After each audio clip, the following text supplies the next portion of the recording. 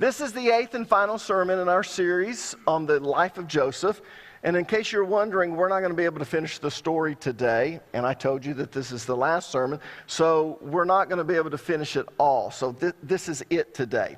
In fact, we couldn't finish the story if we spent another month on it. There's just way too much information, and we don't have enough time to do that. We also realize that people get tired of a certain topic, so we move on. This is the 8th sermon, so we're going to call it quits today.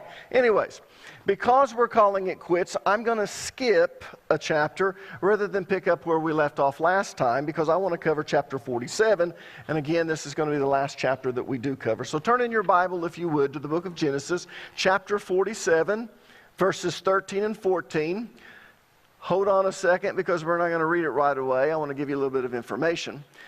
You need to know certain things. At this point in the story, the focus shifts back to the famine and how Joseph saved the nation of Egypt from starvation. Now, the reason this section is important is because it explains in a very simplistic manner what Joseph did during a time of national crisis. And the policies that he instituted and the steps that he took provide an example of how government should respond in times of economic hardship. Now, having said that, let me point out one important detail. This section is very short. It goes from verse 13 to verse number 26. And there aren't many details given, just the basics of what Joseph did in this dire situation. And does anyone know why? Well, the reason it's so short is because it's only meant to give us basic fundamental principles to base our government policies on. Now, these principles still apply today. And if a nation violates these principles, there's dire results or consequences as a result of that. And people, that includes America. If you want to know why America's in trouble today, it's because we have violated these biblical principles. So I'm going to lay them out for you. I'm not going to try and become political. I know that we have the midterm elections coming up, so I'm not going to use this to try to sway your votes. But you do need to understand that the Bible has given us everything that pertains unto life and godliness. And if your faith does not affect the way that you vote, then you're really not a Christian. Now, I'm not saying you're not a believer and you're not going to heaven. I'm not saying that at all. But the word Christian means Christ-like. It means that you follow Christ's example. The Bible has given us everything that we need that pertains to life and godliness. In other words, our spiritual life and our physical life. Now, if it's given us everything that pertains to that, it means that it's laid out principles that should affect us in every area of our life, right? And that's why we're covering this section, if you don't mind. So, having said that, let's read verses 13 and 14. Meanwhile, the famine became so severe that all the food was used up, and people were starving throughout the lands of Egypt and Canaan. By selling grain to the people, Joseph eventually collected all the money in Egypt and Canaan, and he put the money in Pharaoh's treasury. Now, I want you to notice that when the people ran out of food, the government did not give them food. It sold them food. Now, let me give you a little background information before I explain why this is so important. If you remember, during the 7 years of prosperity, the 7 years before the famine, Joseph collected 20% of all the crops that were harvested in preparation for this famine. In essence, he imposed a 20% tax on the people. So the government took 20% and the people kept 80%. Look back at Genesis chapter 41, verses 34 through 36. It says, "Then Pharaoh should appoint supervisors over the land and let them collect 1/5. How much is that? 20% for those of you who are not good with math. Then collected 1/5 of all the crops during the 7 good years. Have them gather all the food produced in the good years that are just ahead and bring it to Pharaoh's storehouses. Store it away and guard it so there will be food in the cities. That way there will be enough to eat when the 7 years of famine comes to the land of Egypt. Otherwise, this famine will destroy the land." Now, here's what's interesting. The people were allowed to keep 80% of what they harvested, but they ran out of food shortly after the famine started. If you remember, the people started buying grain in Egypt or from Egypt during the first year of the famine. We know that because Joseph's brothers came to buy grain almost a year before Joseph revealed himself to them. Do you remember that? And we know he revealed himself to them during the 2nd year of the famine. Look at Genesis chapter 45, verses 5 through 6. This is this passage of Scripture where Joseph reveals his true identity. He reveals to his brother who he really is. But remember, this is their second trip back to Egypt. They came a year before this. Notice what it says. But don't be upset and don't be angry with yourselves for selling me to this place. It was God who sent me here ahead of you to preserve your lives. Because once they found out who Joseph was, they were terrified. They were panic-stricken. They thought that he was going to get even with them, maybe put them to death or maybe enslave them. And he says, don't worry about it. Listen to me, listen to me. God did this for a reason. He did this so I could preserve your lives. And then it goes further. This famine that has ravaged the land for 2 years. So we know that when Joseph revealed himself to his brothers, they were 2 years into the famine. Now, just to make sure that we understand this, let's keep reading. This famine that has ravaged the land for 2 years will last 5 more years. So they're only 2 into 2 years of this famine. And there will be neither plowing nor harvesting. So that tells us that the people started running out of grain shortly after the famine started. In other words, in the beginning of the first year. Now, I want you to think about this. The government taxed the people 20% during the 7 years of prosperity, and the people kept 80%. And yet they ran out of grain shortly after the famine started, which tells us that they were living from year to year, or as we would say, from paycheck to paycheck. In other words, they were consuming everything they took in, and they weren't saving anything for the future. So when their grain ran out, there was still 6.5 years of the famine to go. So the government was going to have to feed all of the people for 6.5 years on the 20% they collected. But the people were used to living on 80%. So how was the government supposed to make the 20% they collected last for 6.5 years?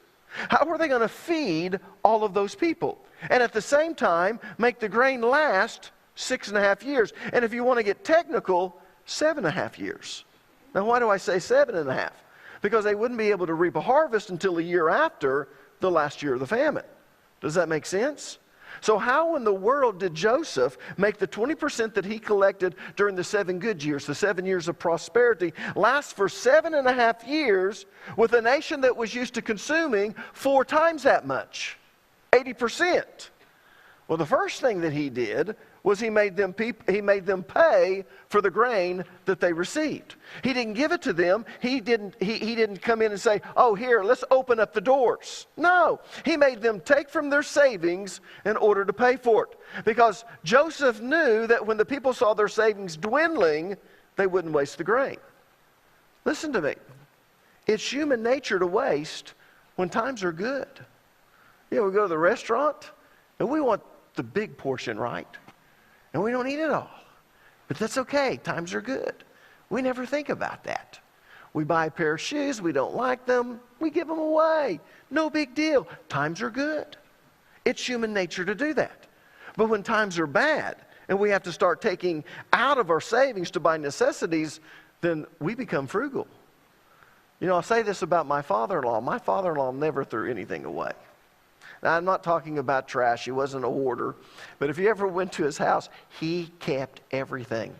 And he kept building these barns, and he would put his possessions in these barns. And I'd look at some of this stuff, and I would think, man, that's crap. But you don't want to know why Cooey did that? Cooey grew up in the Depression. I can remember one time I was in a barn with him, and there was an old leather shoe there, and I said, Cooey, why in the world do you keep that? I was wondering if it had sentimental value. He picked that thing up and he said, Alan, times could get tough. That leather, that sole, that could be a hinge on a shed. And I looked at that and I thought, oh my gosh, I would throw that away. But you don't want to know why he didn't? He lived through the Depression. You see, when times are good, we waste things. But when times are bad, and we start having to take out of our savings to buy necessities, we become frugal. You see, Joseph understood human nature. He knew that if he gave the people food, they would continue to waste it. And if he made them pay for it, They would be frugal with it. So he started by making the people buy the grain out of their savings. I like to say it like this: there is no free lunch. Make sure that your kids understand that. There is no such thing as a free lunch, or at least there shouldn't be. Joseph had no free lunch. Again, because Joseph understood human nature. He understood that if he wasn't careful, the famine would create an entitlement mentality within the people, especially if the government gave the food away. Joseph knew that if the government did that, then the people would come to expect the government to take care of them during difficult situations. So he made the people pay for what they received, and when they couldn't pay for it, what did he do? He made them barter for what they received, which brings us to verses 15 through 17. Notice what it says. When the people of Egypt and Canaan ran out of money, what are they going to do? They've run out of money. Well, when the people of Egypt and Canaan ran out of money, all of the Egyptians came to Joseph. Our money is gone, they cried, but please give us. See that word, give. But please give us food, or we will die before your very eyes. Our blood will be upon your hands. Joseph replied, since your money is gone, what a miserly man. Since your money is gone, bring me your livestock. I will give you food in exchange for your livestock. So they brought their livestock to Joseph in exchange for food. In exchange for their horses, flocks of sheep and goats, herds of cattle and donkeys, Joseph provided them with food. Now notice this. For the rest of the famine? No. For another year. Now I want you to notice. When their money was gone, the people wanted the government to give them food, and Joseph said no. Look at verse 15 again. When the people of Egypt came and ran out of money, all of the Egyptians came to Joseph. Our money is gone, they cried, but please give us food, or we will die before your very eyes. But again, Joseph refused to give it away. Instead of giving them food, he made them barter for it. Now people, this is the equivalent of having to sell your valuables. This is the equivalent of having to sell your assets. Whatever you have, you're going to have to sell it. That's what Joseph is telling them. I don't care if you don't have anything left. If you want grain, you're going to have to sell it. You got a donkey? Bring the donkey. You got chickens? Bring the chickens. Whatever you have, you're going to have to bring it in. Again, Joseph knew that if he gave it away, the people wouldn't be frugal with it. Instead, they would waste it. And it wouldn't be long before all of the grain was gone. Remember, the 20% they collected during the 7 years of prosperity had to feed the people during the 7 years of famine. And to do that, they couldn't waste any of it. Now, do you want to know why America has a $21 trillion national debt and a $984 billion deficit? And hopefully you know the difference between a deficit and national debt. But you want to know why our national debt is so high? You want to know why we have a deficit? It's because we waste money. And do you want to know why we waste money? The reason we waste money is because our government gives things to people. Thank you. And if you can't clap for that, then you need to start praying. Something's wrong in your life. People, we don't make people pay for it. We don't make them earn it. We give it away, and that's not what the Bible teaches. Now, it didn't take long before they had traded all of their assets, all of their valuables for grain. So now they had nothing left to trade for food, which brings us to verses 18 and 19. Notice what it says. But that year ended, and the next year came again and said, we cannot hide the truth from you, my Lord. Our money is gone, and all of our livestock and cattle are yours. We have nothing left to give but our bodies and our land. Why should we die before your very eyes? Buy us and our land in exchange for food. We offer our land and ourselves as slaves for Pharaoh. Just give us grain so we may live and not die, and so the land does not become empty and desolate. Now I want you to notice that verse 18 begins with, but that year ended. Does anyone know what year this is referring to? Anyone? It's referring to the third year. You see, they started buying grain sometime during the first year of the famine. That's when Joseph's brothers came, during the first year of the famine. But by the end of the second year, that year that he revealed himself to them, their money had run out. So by the third year, they were trading anything they could. They were taking their cows, they were taking their livestock, any valuable assets they had, they were selling it for food.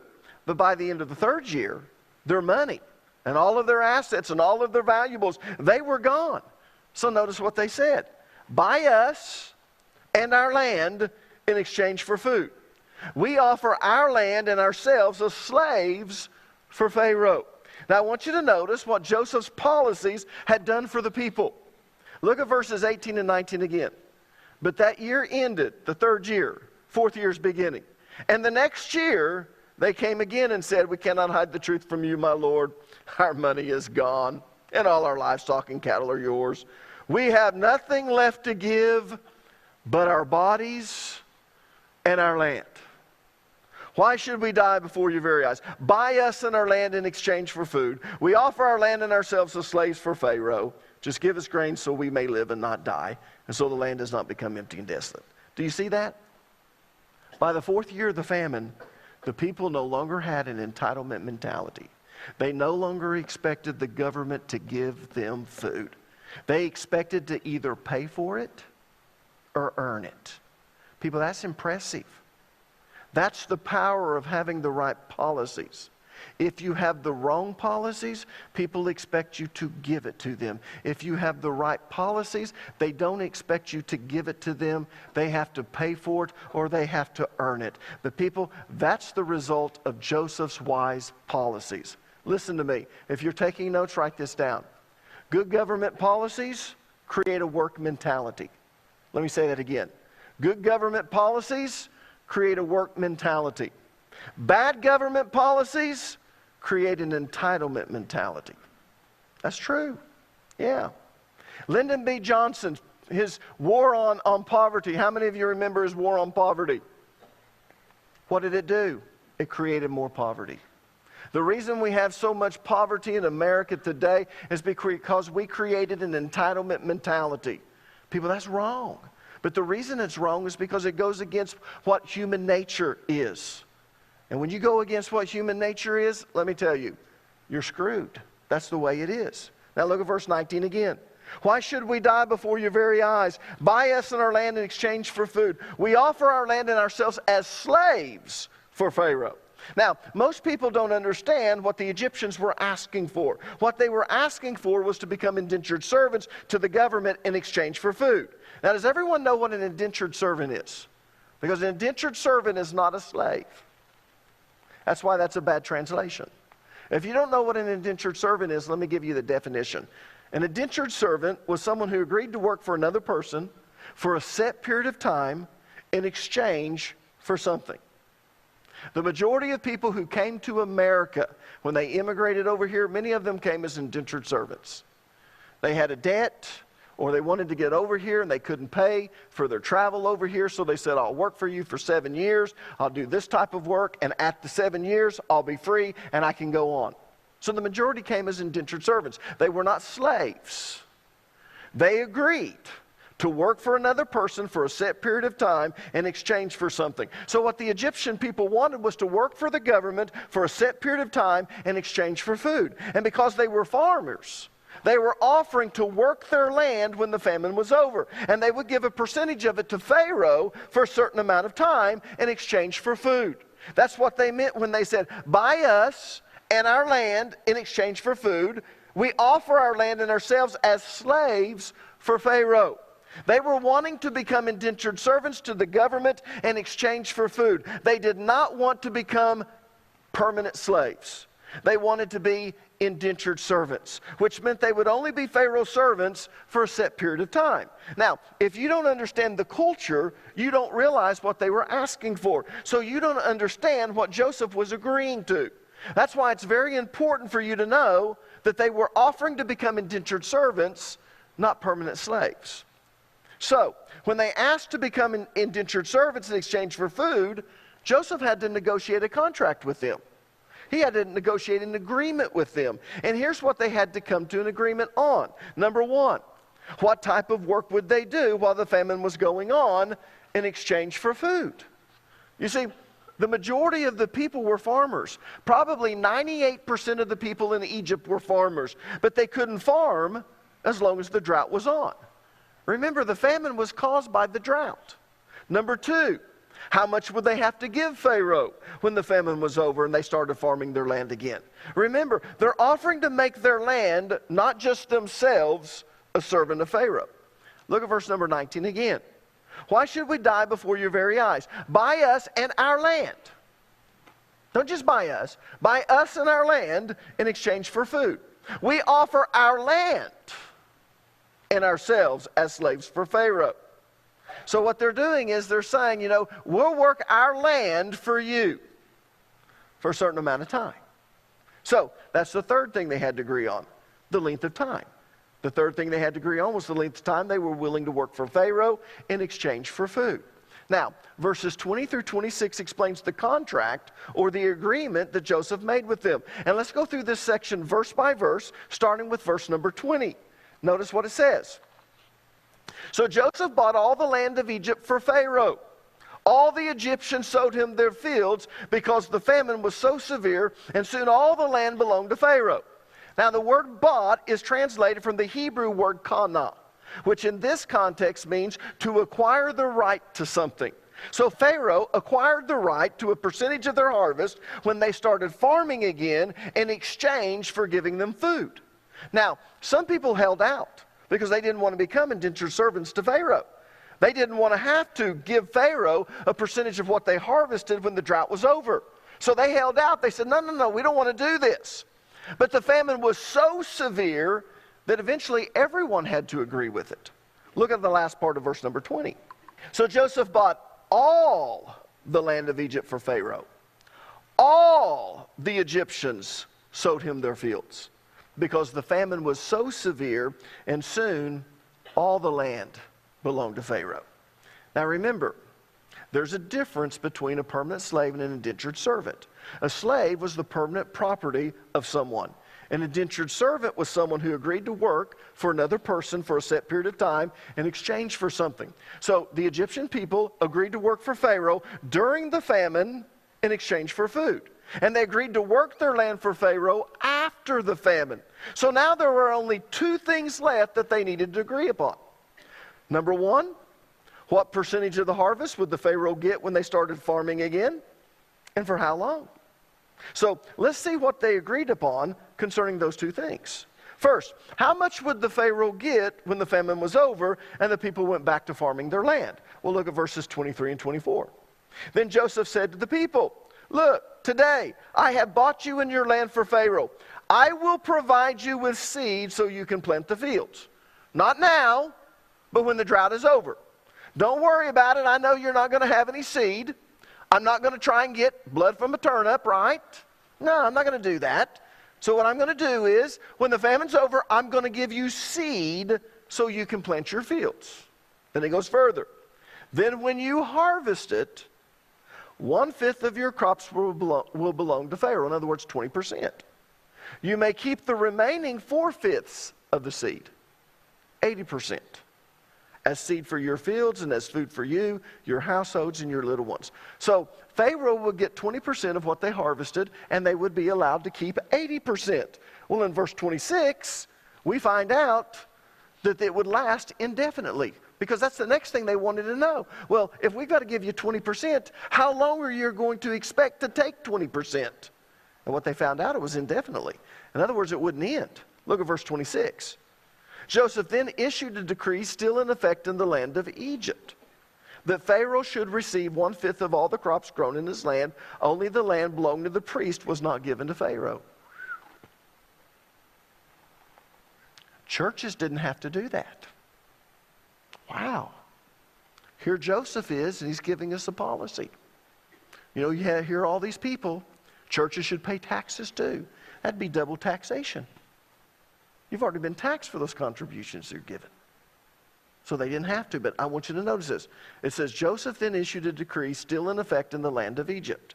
Do you see that? The decree that Pharaoh would take 20% of what they harvested was still in effect when Moses wrote the book of Genesis. You probably didn't pick that up. Who wrote the book of Genesis? Moses.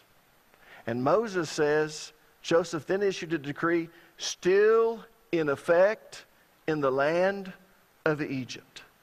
From the time of Joseph to the time of Moses, it was supposed to be indefinite.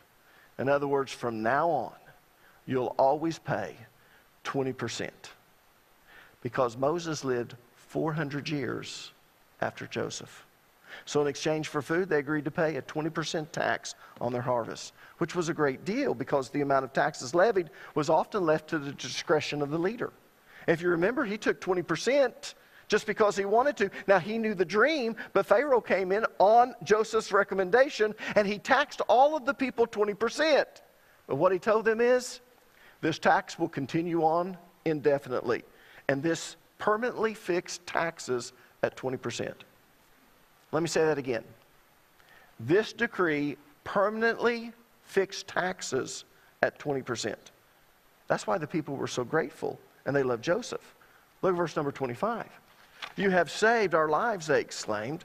May it please you, my Lord, to let us be your servants. Yeah. In other words, we agree to this.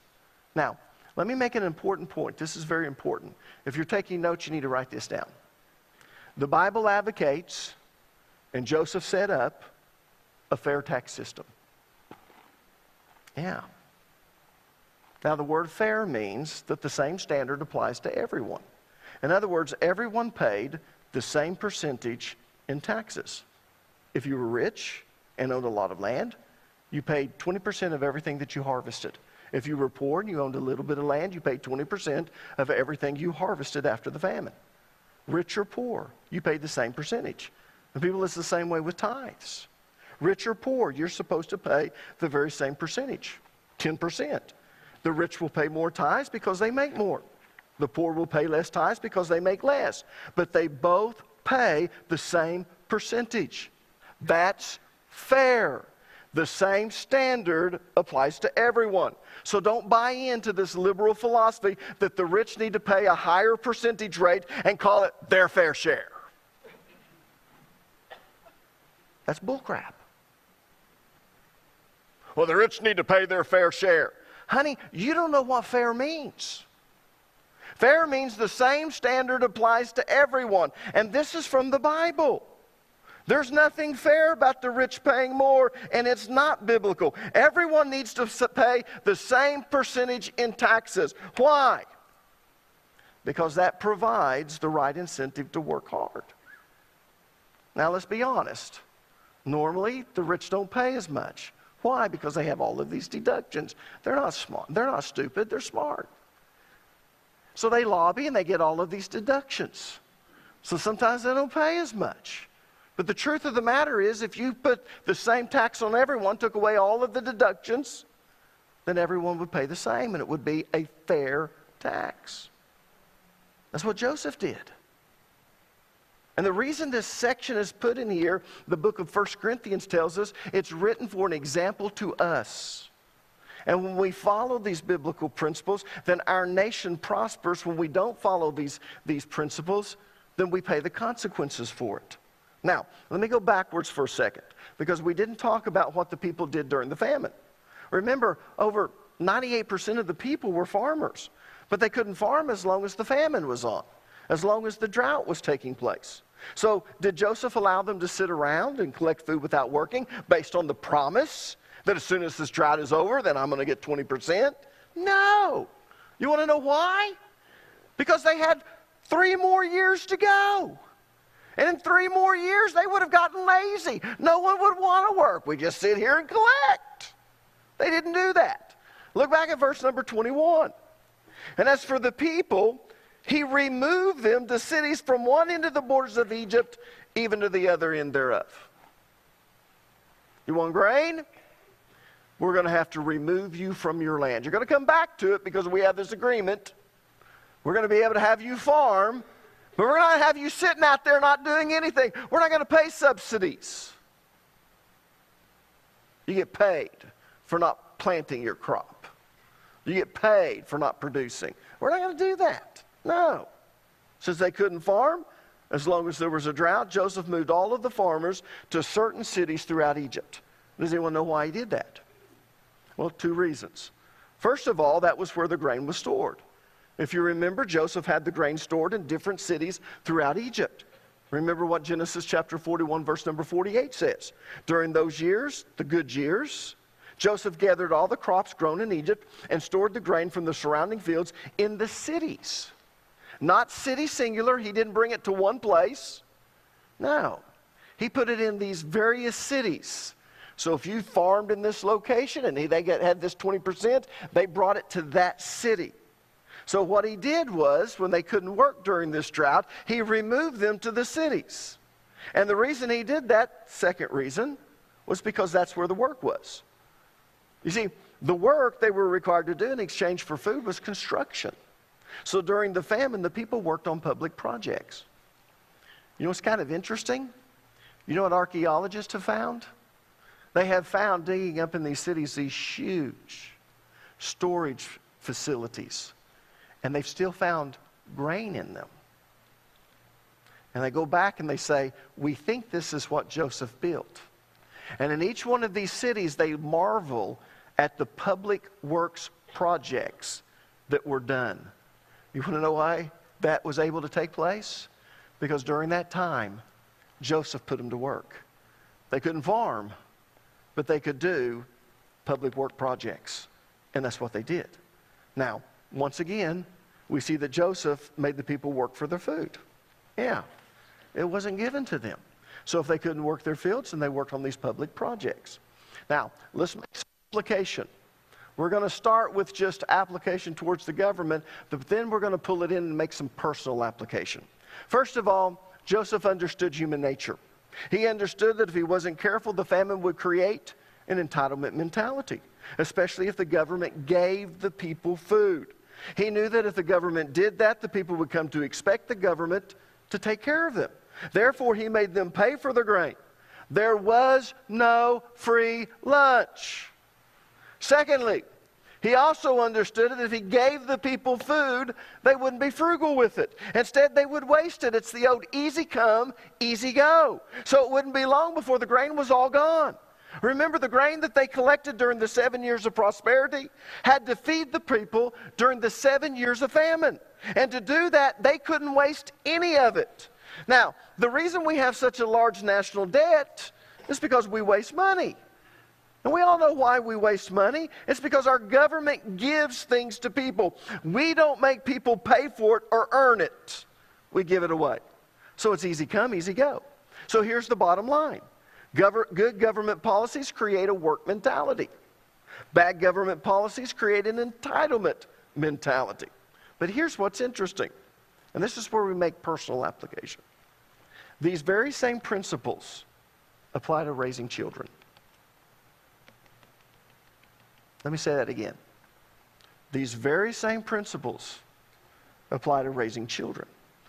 Because human nature is the same, whether you're a child or you're an adult. If you give everything to your children without them having to work for it or earn it, number one, they're not going to appreciate it.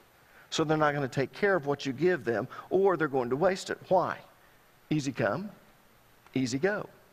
But secondly, your children will develop an entitlement mentality. And that's what we see among children today. In their mind, you owe it to them. And they shouldn't have to work for it, but you should give it to them. In fact, listen to me, because this is very important. Some of you are prosperous, and that's what God wants. In fact, the book of 1 John makes this comment. I wish that you would prosper even as your soul prospers. Does God want your soul to prosper? Yes. So what is he saying when he says, I wish that you would prosper even as your soul prospers? Well, as much as I want your soul to prosper, I also want you to prosper physically. That's why God gives us principles on how to prosper. Now, a lot of people are against the prosperity message, but they don't understand what prosperity is. So let me explain what prosperity is. The word prosperity, that word prosper in 1 John, it comes from the Greek word euhodos. Euhodos means good trip. In fact, it's a compound word. It's made up of more than one word. It's made up of two words, the prefix "u," which means good, and hodos, which means road, way, or trip. When you combine it together, it means good trip. You want to know what prosperity is? It's not being a millionaire. It's not owning a mansion. It's not driving a new car. Prosperity means you're having a good trip while you're here on this earth. You don't have to be a millionaire to have a good trip. You don't have to live in a mansion to have a good trip. Just because you didn't win the Mega Millions of $1.6 billion last week doesn't mean that you can't have a prosperous life. My grandfather was prosperous, and he didn't get indoor plumbing till I was 5 years old. My dad did not have electricity until he moved out of the house. He studied by the kerosene lamps. Yeah, that's how they lived. If you would have talked to my grandpa back then, he would have felt like he was prosperous. He was having a good trip. He was making a good living. He was doing what he wanted to do. It was hard work, but he was prosperous. Now, some of you are more prosperous than others. You're having a better trip in today's society because you're taking maybe better vacations, or you are able to live in better homes. That's prosperous too, however you say good trip. But I want you to understand something. The more prosperous we become, the easier it is to just give our children things. My mom stayed at home when I was growing up. Later on in life, kids got out of the house. She went to work. She even owned her own jewelry store for a time. But what's kind of interesting is we had a one-income family. My dad worked, but he had 5 kids. And I learned early on, if I wanted certain tennis shoes, then I was going to have to pay for it. If not, Dad was going to buy these type of tennis shoes. And they weren't cool. If I wanted to wear Levi's or Wranglers, and not just any old pair of blue jeans, then I wasn't going to have to buy it myself. I was going to have to work for it. But you know, we become so prosperous because we usually have 2-income families. We have 2 good jobs. And you know, we want our kids, everyone wants this, we want our kids to have an easier life than what we had. The problem is, when you begin to give them everything, the more prosperous you become, the more conscious you have to be of instilling within them an entitlement mentality, because that's what we do when we give things to them. It's just so easy to give it to them. And before long, they just expect it. And then you wonder why they left their bike outside in the rain. You wonder why they didn't make it home from their friends with their shoes on. Where are your shoes? Oh no. You've been walking barefoot this whole time? Yeah. Well, do you remember where you left? No. Gonna have to go buy them a new pair of shoes. No. Maybe they'll call DHS, send them to school barefoot. People, we're going to have a crisis soon.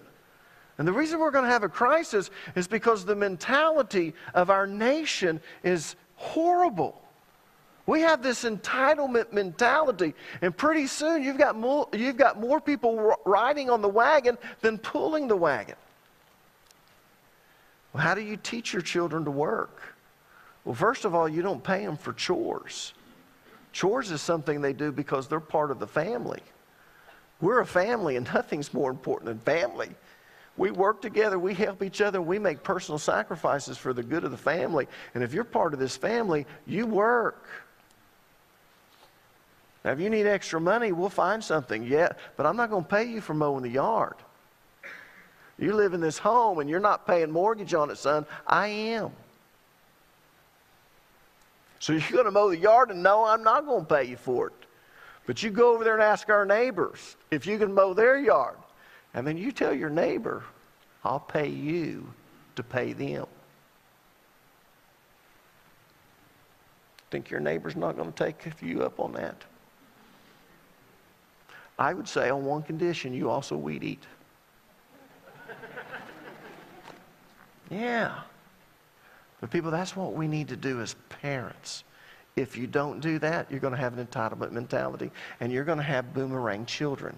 What are boomerang children? After they get their degree, they come home, and they want to live in the home. And they're going to work maybe in their degree if they can find the right job. But many times they're still living at home even if they have a job. And you know why they're doing that? They cannot maintain the standard of living that they want if they have to go out and pay for their own rent, and have to pay for their own utilities, and have to pay for their own food. And let me tell you who's at fault for that. You.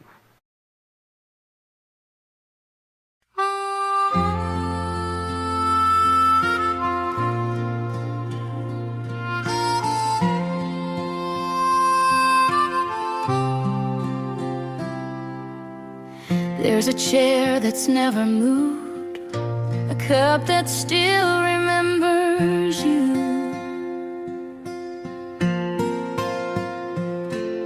Sunlight spills across the floor, just like it did before.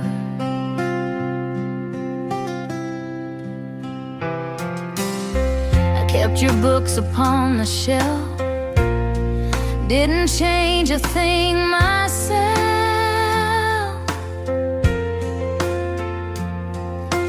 Every creak inside this home whispers softly, you're not alone. There's dust on dreams, but they still shine. I've been waiting. Take your time. The porch lights burning through the rain. I'll be here when you come home again. When you come home again, the world can rest its fight. Lay down your heavy heart. You've carried far too tight. No need for words to explain. I'll hold you when you come home again. The map of years is on your face. Every scar's a line of grace. You walked the miles I dreamed you would. Now come back home, it's understood. I'll cook the stew you used to crave. We'll laugh at all the time we save. The kettle hums a sweet refrain of a love that never washed away. You don't owe me stories told. The road has made your spirit bold. Just sit in my love and breathe again. You're safe inside these hands. When you come home again, the night feels like a song. No matter where you've been, this heart's where you belong. The years may fade, the skies may rain, but I'll still wait when you come home again. So come on home, my child. The door's still open wide.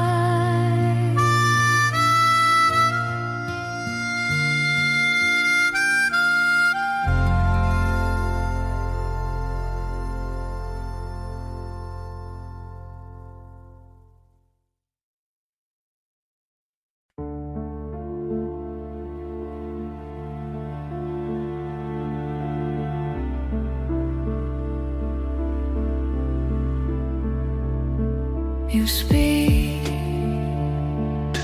shadows I reflect in light.